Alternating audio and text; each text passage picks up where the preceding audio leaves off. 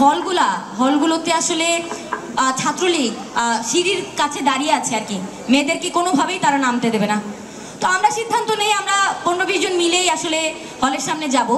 এবং আমরা যখন হলের কাছে যাই, আমরা যখন মেয়েদেরকে ডাকছিলাম, আহ্বান করছিলাম যে মিছিলে যুক্ত হন, তখন তাদের ওপরে আমরা দেখতে পাই যে আমাদের দিকে প্রায় 60-70 জনের এক দল লোক ঝাঁপিয়ে পড়ছে, আমাদের মেয়েদের উপরে তারা হামলা করে।